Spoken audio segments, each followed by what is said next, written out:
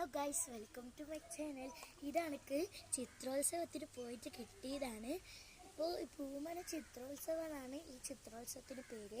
ഇതെനിക്ക് കിട്ടിയത് ഗ്രാമസ്വരാജ് ഫൗണ്ടേഷൻ എന്നാണ്. അപ്പോൾ എല്ലാ കൊല്ലവും ഇതിൻ്റെ ഡ്രോയിങ് കോമ്പറ്റീഷൻ ഉണ്ടാവും. അപ്പോൾ കഴിഞ്ഞ കൊല്ലം ഞാൻ പോയിട്ട് എനിക്ക് ഫസ്റ്റ് സ്റ്റാൻഡ് കിട്ടിയായിരുന്നു. പിന്നെ ഇത് പ്രോത്സാഹന സമ്മാനമാണ്. പ്രൈസിൻ്റെ സമ്മാനം എനിക്ക് ഉണ്ടാക്കിയിട്ടില്ല, അത് അടുത്ത ദിവസം തരുമെന്നാണ് പറഞ്ഞത്.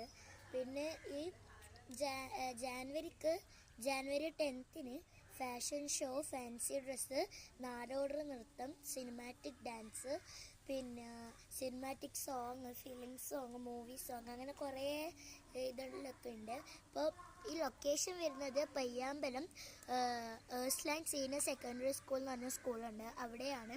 അപ്പോൾ ഞാൻ എല്ലാ കൊല്ലവും അവിടെ പോയിട്ടാണ് ഈ ചിത്രോത്സവത്തിൽ പങ്കെടുക്കുന്നത്.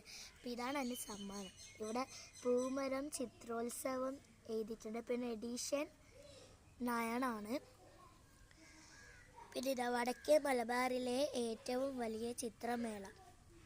ഇത് നവംബർ 16 നടന്നത്. ഈ ചിത്രോത്സവം നവംബർ 16 നടന്നത്. പിന്നെ പങ്കാളിത്തം കൊണ്ട് ധന്യമാക്കിയതിന് അനുമോദനങ്ങൾ. ഇത് പ്രോത്സാഹന സമ്മാനമാണ്.